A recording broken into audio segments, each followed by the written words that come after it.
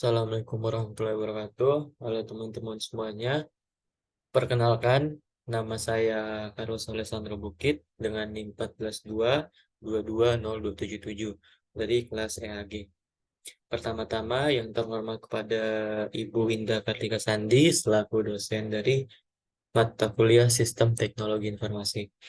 Izinkan saya untuk mempresentasikan hasil final project saya tentang pengaruh vintage terhadap perkembangan ekonomi digital di Indonesia.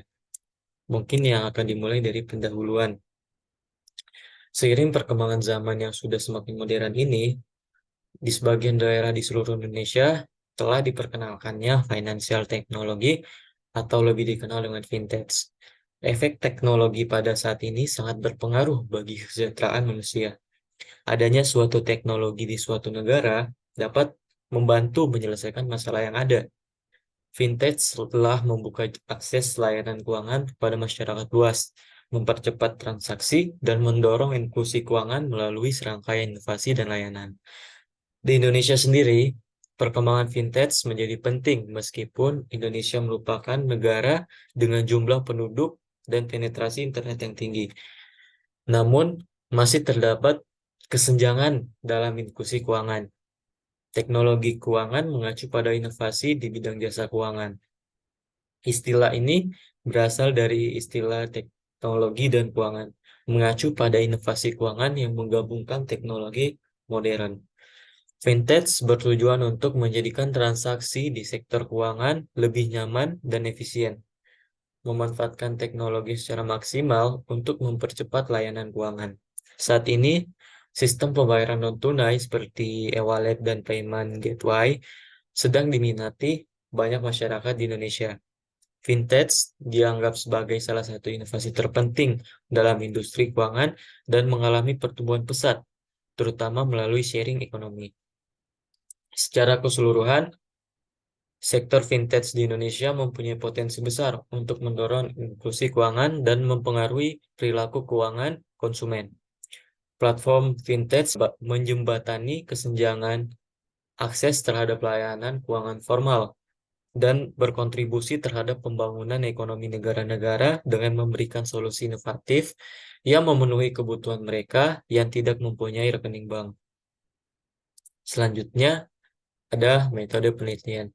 Metode yang saya pakai yaitu metode deskriptif kualitatif. Metode ini menitikberatkan pada pemahaman dan penafsiran makna yang terkandung dalam data atau informasi yang dikumpulkan melalui beberapa jurnal yang ada, kemudian menganalisis data atau informasi tersebut dan dengan mendeskripsikan dan merangkum isi dari data atau informasi yang diperoleh. Proses ini meliputi analisis, sintetis, dan evaluasi oleh seorang peneliti. Metode ini memberikan kesempatan pada penulis untuk mengungkapkan pemikiran dan pendapatnya tanpa batasan yang sering ditemukan dalam penelitian kuantitatif. Tujuannya agar penulis dapat meningkatkan kreativitas berpikirnya. Penelitian kualitatif ini dipilih karena dapat memberikan penulis wawasan mendalam mengenai dampak vintage di Indonesia. Selanjutnya ada hasil dari karya tulis ilmiah ini menyajikan beberapa artikel yang diperoleh dan akan dideskripsikan dengan judul eh, pengaruh vintage terhadap perkembangan ekonomi digital di Indonesia.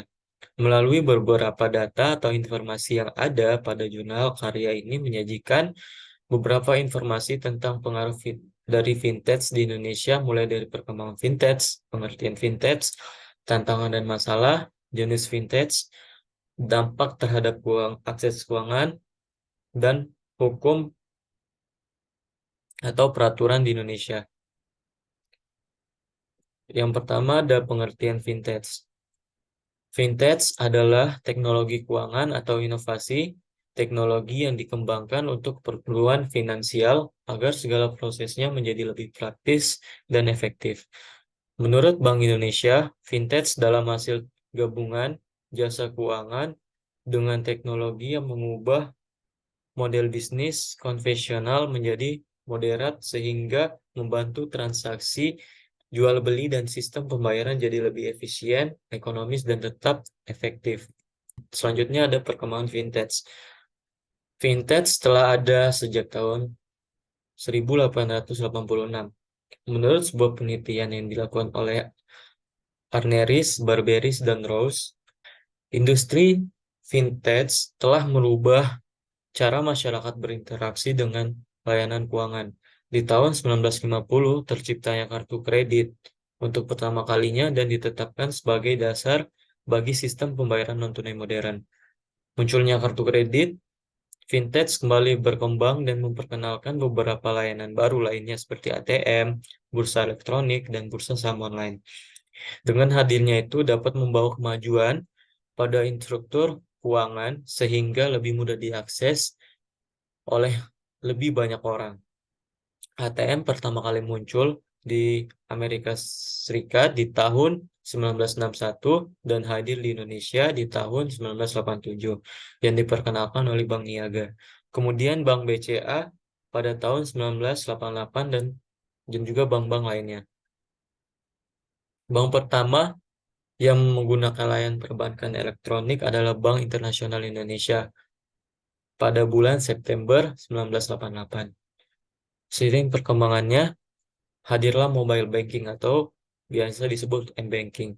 Hadirnya m-banking memberikan kemudahan dalam menciptakan layanan keuangan kapanpun dan juga dimanapun. Penggunaan sistem pembayaran online berbasis digital dimulai pada tahun 2015. Penggunaan aplikasi ini memudahkan masyarakat dalam berbelanja. Vintage di Indonesia terus mengalami pertumbuhan dari tahun ke tahun. Teknologi ini diperkirakan mulai masuk ke Indonesia sekitar tahun 2016. Dan sampai saat ini menjadi salah satu teknologi yang dibutuhkan oleh banyak orang. Di Indonesia, perusahaan vintage harus mengantongi izin dari OJK atau Otoritas Jasa Keuangan terlebih dahulu untuk bisa beroperasi. Dan sekarang sudah ada lebih dari 150 perusahaan yang terdaftar. Selanjutnya ada jenis-jenis vintage. Yang pertama ada payment gateways. Vintage ini sangat bermanfaat di dunia e-commerce agar memperlancar transaksi di e-commerce. Fasilitas dari payment gateways ini sendiri berguna untuk memudahkan proses transaksi yang akan dilakukan pengguna menentukan berbagai macam metode pembayaran yang ada dikarenakan payment gateways terhubung dengan banyak bank yang berbeda. Contohnya Doku, Mitrans, dan Sendit. Yang kedua adalah digital wallet atau dompet digital. Vintage digital wallet ini adalah sebuah teknologi yang berfungsi bagi penggunanya untuk menyimpan uang dan juga melakukan pembayaran dari sebuah aplikasi. Dengan itu, para pengguna dapat dengan mudah melakukan pembayaran ataupun menyimpan uang dan pembayarannya bisa dilakukan dengan sistem scan QR code agar bisa mengefisienkan waktu dalam bertransaksi. Contoh aplikasinya ada OVO, Dana, dan juga GoPay. Selanjutnya yang ketiga adalah peer-to-peer lending atau peminjaman. Suatu vintage dengan proses meminjamkan dana kepada satu pihak dengan cara meminta dana kepada pemberi dana. Menyambungkan pemberi dana dengan peminjam atau bisa disebut dengan investor secara online. Pinjaman jenis ini mengharuskan masyarakat untuk saling memberikan pinjaman atau meminta pinjaman berdasarkan dengan tujuan dan tidak memakai orang dari organisasi keuangan yang nyata sebagai penghubung. Penggunaan peminjaman jenis ini terbagi menjadi dua. Yang pertama adalah peminjam dan yang kedua adalah investor. Selanjutnya yang terakhir ada crowdfunding atau pembiayaan. Vintage yang satu ini adalah suatu bentuk penemuan teknologi finansial yang memungkinkan masyarakat mendanai atau berinvestasi pada proyek, bisnis, atau ide yang diajukan oleh pihak lain. Vintage crowdfunding dapat membawa manfaat seperti meningkatkan akses terhadap layanan keuangan, pendukung pertumbuhan ekonomi, dan mengembangkan inovasi. Namun, crowdfunding vintage juga memiliki tantangan dan risiko seperti perlindungan konsumen, manajemen risiko, dan juga regulasi. Selanjutnya adalah tantangan dan masalah. Yang pertama adalah layanan digital yang kurang memadai. Contohnya seperti ketersediaan dan kualitas jaringan internet yang membantu transaksi vintage. Sebagian daerah di Indonesia masih memiliki keterbatasan untuk mengakses internet yang stabil. Yang kedua, kurang kesadaran literasi keuangan. Minimnya kesadaran akan pentingnya pengetahuan ekonomi pada masa kini tergolong rendah. Terlebih lagi pada generasi muda yang diketahui sangat kurang mampu mengelola keuangan yang baik. Berdasarkan hasil penelitian menunjukkan pengetahuan ekonomi masyarakat Indonesia masih 29,66%. Sebagian orang beranggapan kalau investasi harus mempunyai uang dalam jumlah yang banyak dan hanya boleh dilakukan oleh masyarakat tertentu. Kenyataannya, tidak. Investasi merupakan suatu bentuk perlindungan finansial yang dapat dilakukan oleh banyak orang dan bisa dimulai dengan modal yang kecil. Selanjutnya adalah dampak terhadap akses keuangan. Berdasarkan survei OJK atau Otoritas Jasa Keuangan di tahun 2021, menemukan terdapat kurang lebih 400 industri finansial teknologi yang resmi di Indonesia, yang terdiri dari berbagai bagian termasuk platform pembayaran, peminjaman, asuransi, dan investasi. Sebagai negara dengan jumlah penduduk terpadat di benua Asia serta terbesar keempat di dunia, Indonesia adalah industri paling penting untuk teknologi finansial. Asosiasi Vintage Indonesia mengemukakan total penggunaan vintage di Indonesia meningkat sebesar 78% pada tahun 2015 dan sampai 2016. Di bulan November 2016 tercatat sekitar lebih dari 135 sampai 140 startup yang terdaftar dikarenakan pengaruh positif regulasi teknologi finansial dalam memperluas koneksi keuangan dengan tujuan inklusi keuangan yang luas di Indonesia. Selanjutnya ada regulasi atau peraturan. Yang pertama adalah Peraturan Otoritas Jasa Keuangan atau PJOK nomor 77 tahun 2016.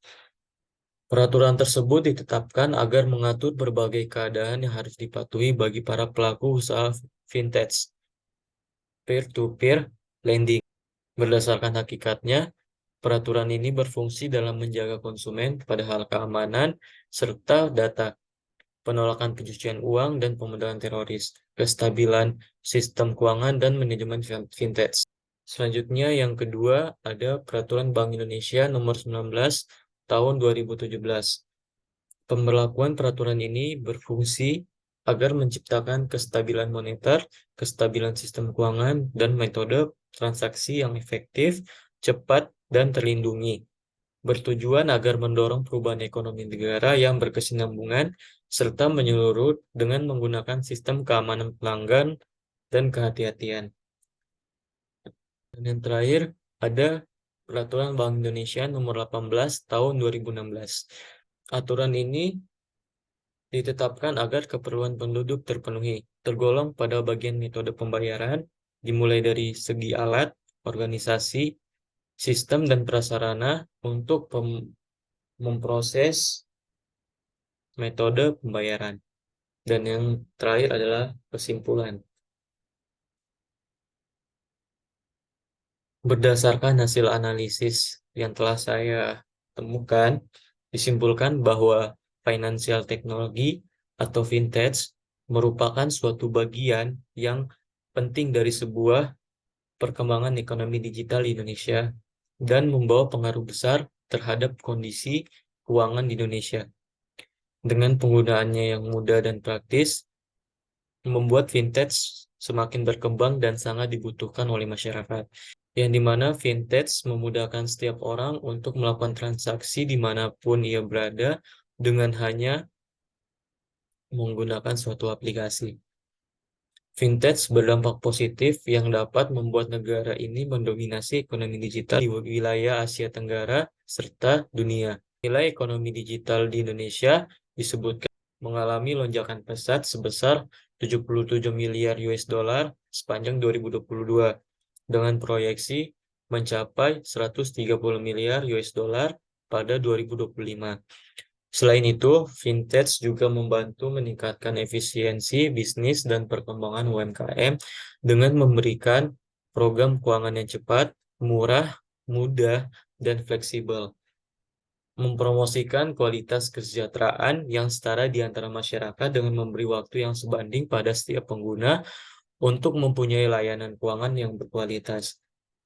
Fintech dapat mengurangi kesenjangan sosial ekonomi antar kelompok masyarakat dengan latar belakang, geografi, ataupun demografi yang berbeda. Sekian dari saya, lebih dan kurangnya dari presentasi yang telah saya sampaikan. Mohon dimaafkan. Wassalamualaikum warahmatullahi wabarakatuh.